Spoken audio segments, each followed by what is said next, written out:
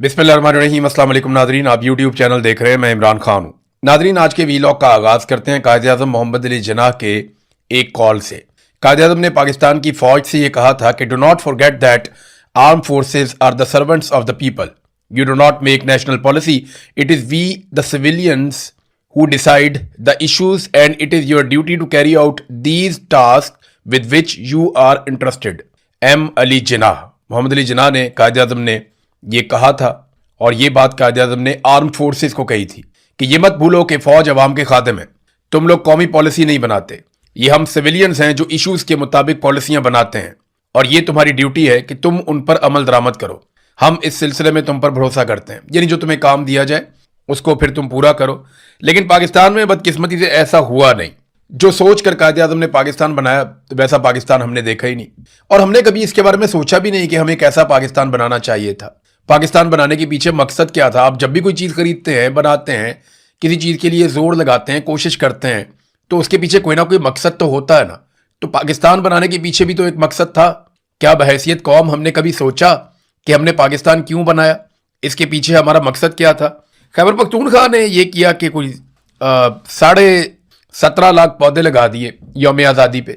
ये एक अच्छी बात है, हमें भी ऐसा लगता था और अभी भी लगता है कि ये एक अच्छा काम है जो करना चाहिए। यौम आज़ादी पे नहीं, हर वक्त करना चाहिए, हर मौके पर यह करना चाहिए। हमें बहुत ज़्यादा दरख्त लगाना और उनकी हिफाजत करना है। लेकिन 14 अगस्त का दिन एक्चुअली किस लिए है? इस दिन हमने एक अलग मुल्क बनाया था, एक खास मकसद के लिए। वो मकसद क्या था वो अल्लामा इकबाल रहमतुल्लाह अलैह ने भी बताया, वो कायद-ए-आज़म मोहम्मद अली जिन्नाह ने भी बताया कि हम एक ऐसा मुल्क बनाएंगे जहां आज़ादी के साथ सांस ले सकेंगे, एक ऐसा मुल्क बनाएंगे जहां हमारे ऊपर गुलामी नहीं होगी, एक ऐसा मुल्क बनाएंगे जहां पे हम खुद मुख्तार होंगे, एक ऐसा मुल्क बनाएंगे जहां पे हमारी मर्जी चलेगी, हकीकी जमहूरियत होगी, लोग हकीकी तौर पे आज़ाद होंगे। लेकिन क्या हमने अपनी मंजिल की तरफ वो आगे बढ़ने का फैसला किया या हम कुछ आगे बढ़े भी हैं?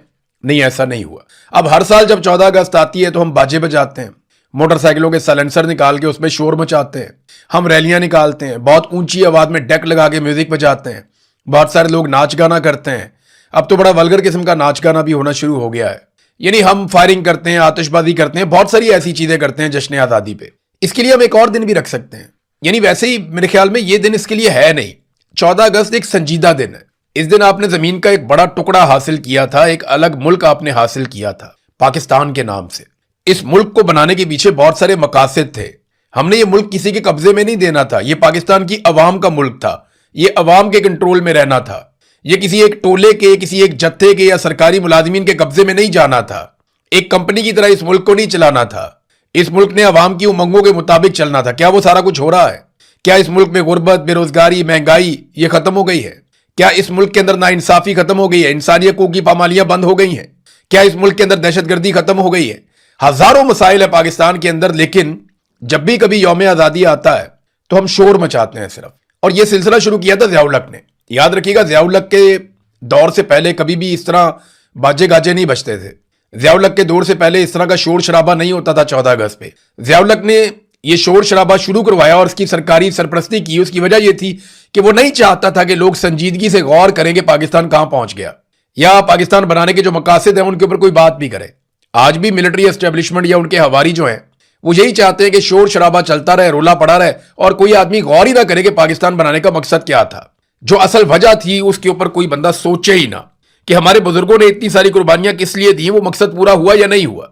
इसके ऊपर कोई सोचेगा भी नहीं, क्योंकि हम इतना शोर बजाएंगे, इतने बाजे बजाएंगे, इतने मोटरसाइकिलों के साइलेंसर निकालेंगे, इतना म्यूजिक चलाएंगे और इतनी आतिशबाजी और फायरिंग करेंगे कि किसी को समझ ही नहीं आएगी कि असल मकसद क्या था और आज के दिन में हमें क्या बात सोचनी है। ये बाजे के लिए ना एक अलग दिन रखना चाहिए, एक ऐसा दिन मुंतखब किया जाए जब सारी कौम को इजाजत हो, बाजे बजाएं, रैलियां निकालें, शोर मचाएं, एक रोला डे पाकिस्तान में रख लेंगे। जितना आपने एंजॉय करना है आप करें, लेकिन ये दिन खास दिन है। इस दिन कम से कम गौर करें कि आपके साथ हुआ क्या, कितना बड़ा मजाक आपके साथ किया गया कि जिन जिन मकासद के लिए आपने मुल्क बनाया था उन तमाम मकासद को पसे पुश्त डाल दिया गया और हम अपने मकसद से बहुत दूर निकल आए। ये तो नाज़रीन कायद-ए-आज़म का एक स्टेटमेंट था जिससे मैंने अपने वीलॉग का आगाज किया। आज मैं आपको एक बयान बताता हूं, ये बयान आप गौर से सुनिए।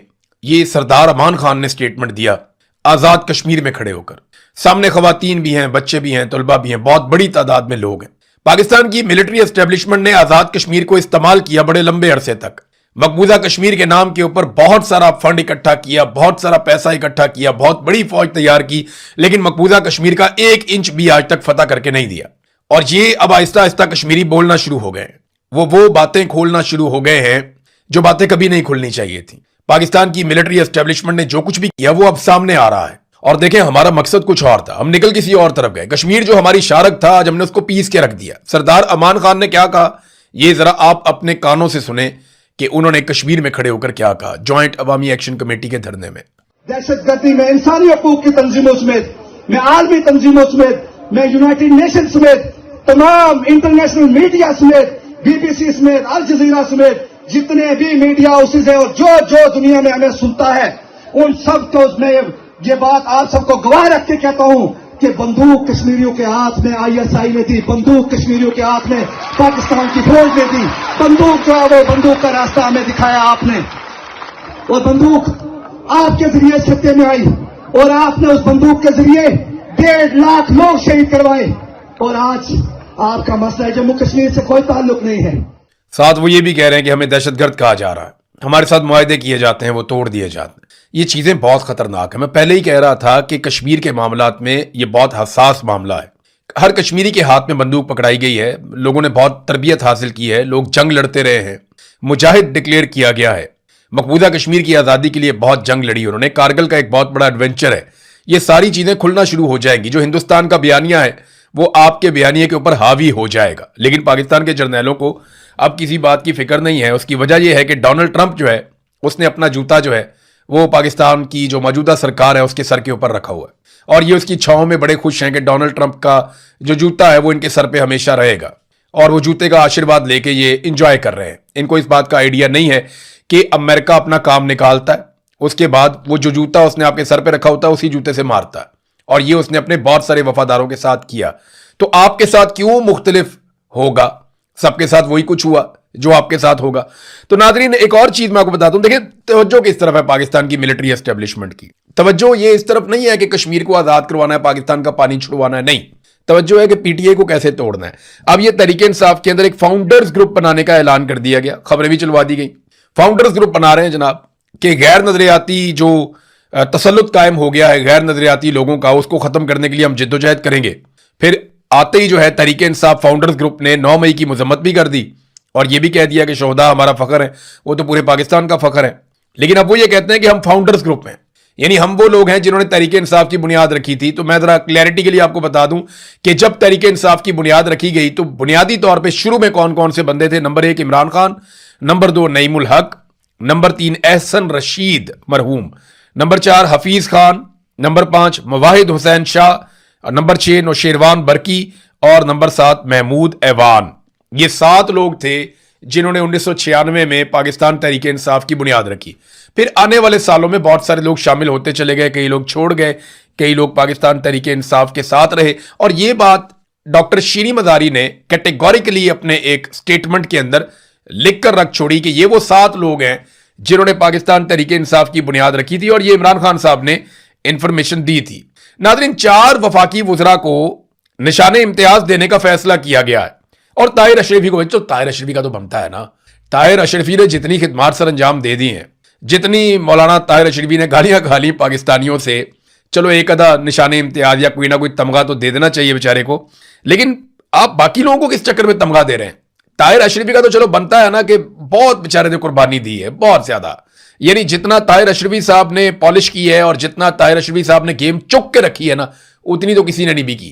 तो बाकी एक तो मोहसिन नकवी को दे रहे हैं। हालांकि अभी थोड़े दिन पहले तक मोहसिन नकवी के बारे में वफाकी वुज़रा ये कह रहे थे कि इसकी कारकर्दगी बहुत खराब है। इसके बारे में बता रहे थे कि वजारत दाखिला में इसने बहुत गंद मारा हुआ, और मोहसिन नकवी ने कोई कारकर्दगी नहीं दिखाई, किसी एक नुक्ते के ऊपर भी ये अमल दरामद नहीं करवा पाया, ये वजीर दिफा कह रहा था। लेकिन फिर भी मोहसिन नकवी को निशाने इम्तियाज मिल रहा है। क्रिकेट का बेड़ा गर्क कर दिया, निशाने इम्तियाज मिल रहा है।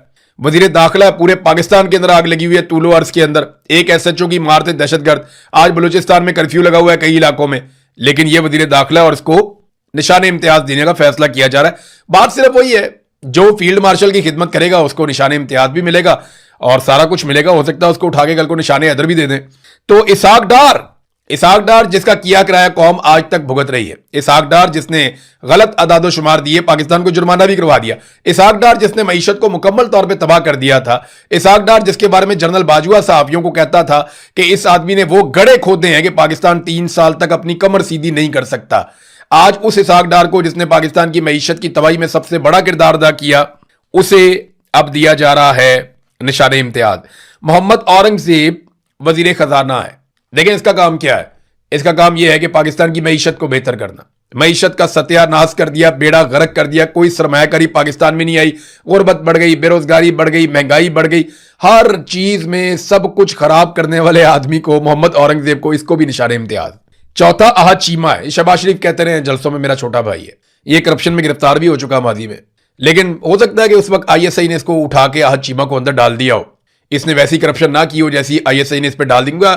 جب بھی کبھی کسی پولیٹیکل پارٹی سے لڑائی ہو جاتی ہے نا آئی ایس آئی کی, تو وہ ان کے بندے اٹھا کے جیلوں میں ڈالنا شروع کر دیتے ہیں.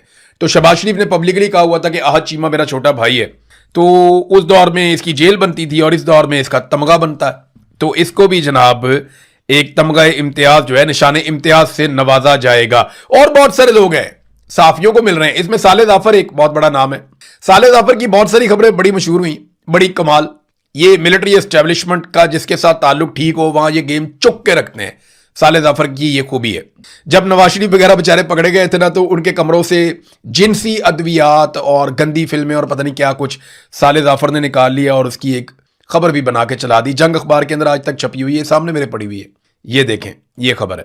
نواز شریف اٹک جیل منتقل. پرائم منسٹر ہاؤس سے ویڈیو فلمیں اور جنسی اشیاء برآمد ہو گئی ہیں اور جناب اٹک قلعے میں منتقل کر دیا گیا, جہاں ان سے بعض معاملات کے بارے میں پوچھ گچھ کیے جانے کا امکان ہے.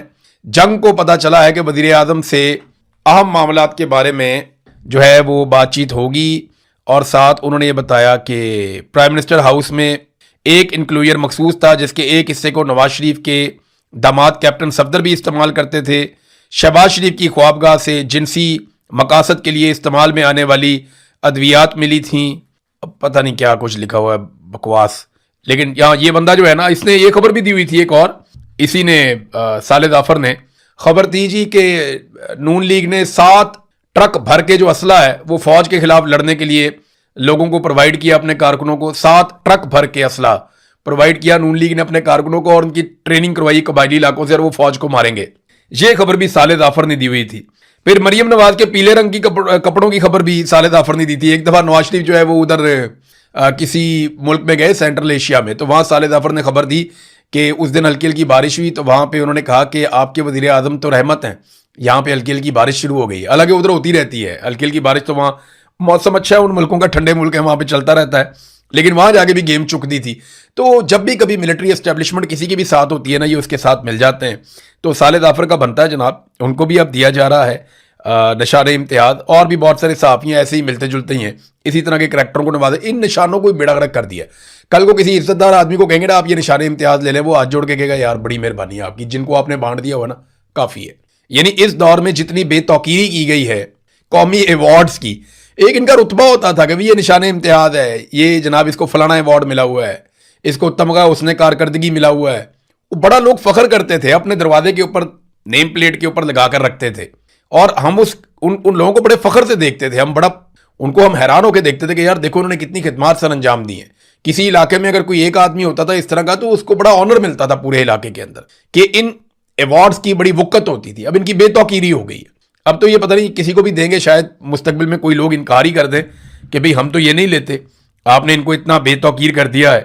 اور بے توقیر تو ہر چیز کو کیا ہے, سب سے زیادہ تو عوام کو ہی بے توقیر کر دیا. مثال کے طور پہ آپ دیکھیں کہ یہ کیسر احمد شیخ صاحب ہیں, نون لیگ کے ایم این اے. انہوں نے 5 لیٹر پیٹرول جو ہے وہ مفت دینے کا فیصلہ کیا. یہ کوئی 1500-1600 روپے کا بنتا ہے پیٹرول. یہ 5 لیٹر پیٹرول انہوں نے کہا میں مفت میں دوں گا جشن آزادی کے دن. ہزاروں لوگ لائنوں میں لگے ہوئے تھے. لوگ رات کے وقت آ کے قطاروں میں کھڑے ہو گئے تھے. صبح جب مفت میں پیٹرول ملے گا تو ہم پیٹرول لے کر جائیں گے. یہ قوم کی حالت کر دی انہوں نے 5 لیٹر پیٹرول کے لیے. یہاں پہ آپ برطانیہ میں اعلان کریں نا کہ 5 لیٹر کیا آپ کریں 20 لیٹر پیٹرول مل رہا ہے آپ کو. صبح 4 بندے مشکل سے ملیں گے جو لائن میں لگے ہوئے ہوں گے. یعنی ادھر وہ نہیں, پاکستان کے اندر انہوں نے قوم کی اتنی بے توقیری کی ہے, اتنی غربت پھیلا دی, اتنا بیڑا غرق کیا قوم کا, اور حالات کیا کر دیے. یہ ادھر آپ دیکھیں نا پاکستان کے اوپر ٹوٹل قرضہ کتنا ہے. یہ شہباز رانا صاحب کا کریڈٹ ہے کیونکہ یہ ڈیٹا انہوں نے نکالا, سرکاری ڈیٹا ہے. कोई भी निकाल सकता है, लेकिन उन्होंने क्योंकि ये खबर दी थी। टोटल जो पाकिस्तान के ऊपर कर्जा चढ़ गया पाकिस्तान की सरकार के ऊपर, वो 100 ट्रिलियन का कर्जा है, जो पहली दफा तारीख में हुआ। 100 ट्रिलियन का कर्जा पाकिस्तान के ऊपर चढ़ गया। आप अंदाजा करें 100 ट्रिलियन का। आपको पता है पाकिस्तान की फौज का बजट कितना है? 3 ट्रिलियन। यानी फौज का 33 साल का जो बजट है ना, 33 साल तक फौज जितना पैसा खर्च करती है उतना पाकिस्तान पे कर्जा चढ़ गया। 3 ट्रिलियन का पाकिस्तान की फौज का बजट है, और सबसे बड़ा बजट पाकिस्तान में फौज का ही है। फौज ही एक ऐसा इदारा है जिसका बजट सबसे बड़ा है पाकिस्तान में, बाकी सारे इदारों का बजट पाकिस्तान की फौज से कम है। तो 3 ट्रिलियन का बजट पाकिस्तान की फौज का है, और आप अंदाजा करें कि पाकिस्तान के ऊपर जो इस वक्त कर्जा चढ़ गया है वो 100 ट्रिलियन का है, और इसके ऊपर जो सूद हमने अदा करना है सालाना, वो 12 ट्रिलियन का सूद है। 12 ट्रिलियन का सूद, 12 ट्रिलियन। यानी जितना आपकी फौज का बजट है एक साल का, उससे 4 गुना आपका हर साल जाता है सूद के अंदर, जो आपको देना है। तो ये पाकिस्तान के कर्जों की इन्होंने हालत कर दी कि 12 ट्रिलियन आपको सिर्फ हर साल सूद की मद में अदा करने पड़ते हैं। नादरीन, ये आसिफ अली जरदारी ने एक बड़ी अजीब और गरीब बात की है, मैं आपके साथ शेयर करता हूं। उन्होंने कहा जी मेरे वालिद जो हैं वो जंग लड़ने गए थे कश्मीर में, और कश्मीर के जहाद में उन्होंने हिस्सा लिया, और अल्लाह के फजल से ड्यूरेंट लाइन हासिल हो गई। ये मुझे साइंस ही नहीं समझ आई। आसिफ अली जरदारी कहते हैं जी मेरे अब्बा जंग लड़ने गए थे, कश्मीर के जहाद में हिस्सा लेने गए थे। हालांकि तारीख की किताबों में कहीं ये मिलता नहीं है, इससे पहले इन्होंने कभी बताया भी नहीं है। ये अब हम पे इंकशाफ हो रहा है कि इनके वालिद साहब जहाद भी करने गए थे, और कोई कश्मीर के जहाद के अंदर हिस्सा भी लिया था, पता नहीं कैसे लिया था। लेकिन वो कहते हैं, अब तो चले मान लेते हैं, लेकिन वो कहते हैं मेरे अब्बा हुजूर लड़ रहे थे कश्मीर के जहाद में, और हमें मिल गई थी ड्यूरेंट लाइन उसके नतीजे में, अल्लाह के फजल से। ड्यूरेंट लाइन वो लाइन है जो अफगानिस्तान और पाकिस्तान के बॉर्डर के साथ साथ है। ये पाकिस्तान की मगरबी सरहद है। पाकिस्तान की जो मशरकी सरहद है वो तो इंडिया के साथ है, और वहां पे ड्यूरेंट लाइन नहीं है, वहां पे लाइन ऑफ कंट्रोल है, वहां पे वर्किंग बाउंड्री है, और वहां पे इंटरनेशनल बॉर्डर है। ये 3 चीजें सदर पाकिस्तान को इस बात का नहीं पता, आपने उठा के सदर बना दिया उसको जाली फार्म 47 के ऊपर। 3 किस्म की बाउंड्रीज आपकी इंडिया के साथ लगती हैं, वर्किंग बाउंड्री, इंटरनेशनल बॉर्डर, और एक आपका लगता है जो लाइन ऑफ कंट्रोल। और जो ड्यूरेंट लाइन है आपकी, वो पाकिस्तान और अफगानिस्तान के बीच में है, जो पाकिस्तान की सबसे लंबी सरहद है। तो आसिफ अली जरदारी साहब के वालिद लड़ते रहे उधर मशरकी सरहदों पे, और ड्यूरेंट लाइन बन गई मगरबी सरहदों पे, और उन्होंने बड़ी खूबसूरती से अंग्रेजी में तकरीर करते हुए दोनों को जोड़ दिया। मैं तो हैरान होता हूं, और सुनने वाले उसके बाद तालियां बजा रहे थे, फील्ड मार्शल की मौजूदगी में सारे ही वहां पे तालियां बजा रहे थे। इसको कहते हैं अंजुमन सताइश बामी, कि तू मेरी तारीफें कर, मैं तेरी तारीफें करता हूं। एक दूसरे की इन्होंने फुल गेम उठाई हुई है। नादरीन, सुप्रीम कोर्ट से रिटायर होने वाली जो जज साहबा मुसर्रत हलाली साहबा, अवामी रिएक्शन उनसे बर्दाश्त ही नहीं हुआ। अभी तो पार्टी शुरू हुई है, अभी तो लोगों ने रिएक्शन दिया ही नहीं। उन्होंने कहा जी मेरे बारे में लोगों ने काफी तज़हीक आमेज गुफ्तगू की है, अब वो अपने किरदार की खुद ही तारीफें करना शुरू होगी। मेरा किरदार उस कोर्ट में देखें, मेरा किरदार वहां पे देखें, जजों के फैसले बोलते हैं। अगर आपने अच्छे फैसले किए होते, अपने फैसलों में इंसाफ किया होता, और एस्टेब्लिशमेंट के दबाव से बाहर फैसले किए होते, तो आपको अपनी सफाइयां ना देनी पड़ती। पाकिस्तानी आपका इकबाल बुलंद करते, पाकिस्तानी आपकी खुद तारीफ करते, लेकिन आपके फैसले जो है वो अब आपका पीछा नहीं छोड़ेंगे, और ना पाकिस्तानी आपका पीछा छोड़ेंगे। यानी आप जब बैठे होते हैं ना कुर्सी के ऊपर, गद्दी के ऊपर, तो आपको बाहर दिखाई नहीं देता, आपको लगता है मसला ही कोई नहीं है, आपकी गेम चुक के रखी होती है अगलों ने। लेकिन जब आप कुर्सी से नीचे उतरते हैं, जब लोगों की जुबानें खुलती हैं, जब लोग आपको बताते हैं कि आपने क्या किया उनके साथ, तो फिर आप पछता रहे होते हैं, लेकिन आपके पास रास्ता कोई नहीं होता। तो यही हुआ मुसर्रत हलाली साहबा के साथ। इन्होंने बड़ी ज्यादती की पाकिस्तान के साथ, बड़ा जुल्म किया इन्होंने पाकिस्तान के साथ। ऐसे घटिया फैसले इन्होंने दिए और दबाव के अंदर फैसले दिए, ऐसी नाइंसाफियां इन्होंने की हैं कि ये लोग तारीख में निशाने इबरत बनेंगे, तारीख के कूड़ेदान में जाएंगे। ये खातून है इसलिए इनका बहुत लिहाज किया जा रहा है, लेकिन याद रखें वो तमाम जज साहबान जिन्होंने पाकिस्तान के साथ जुल्म और ज्यादती की है और इस जबर का हिस्सा बने हैं, बचेंगे वो भी नहीं। हर आदमी को निशाने इबरत बनाया जाएगा, कोई तारीख के हाथों बनेगा, कोई अवाम के जुमलों के हाथों बनेगा। लोग नहीं छोड़ेंगे, इनकी औलादें बता नहीं पाएंगी कि ये हमारे बुजुर्ग थे, ये बता नहीं पाएंगी इनकी औलादें कि हमारी इनसे कोई रिश्तेदारी है, या हम इन्हें जानते हैं, या ये हमारी मोहल्लेदार हैं, या हमारा इनके साथ कोई ताल्लुक है। चक्कर ही कोई नहीं। ये लोग रोएंगे सर पकड़ के कि इन्होंने किया क्या। पूरी कौम एक तरफ खड़ी है और ये अलग तरफ खड़े हुए सिर्फ एस्टेब्लिशमेंट की सफ के अंदर। नादरीन, आखिरी खबर मैं आपको दूं कि जो मोहम्मद हुसैन जिन्हें मारा गया रावलपिंडी में, जिनके बारे में क्लेम किया गया कि ये GHQ के ऊपर पाकिस्तान तहरीक इंसाफ का झंडा लहराने आ रहा था 30 बोर का एक पिस्तौल लेकर, और फिर इसे कत्ल कर दिया गया। अब उसकी मैयत अभी तक वापस नहीं की गई।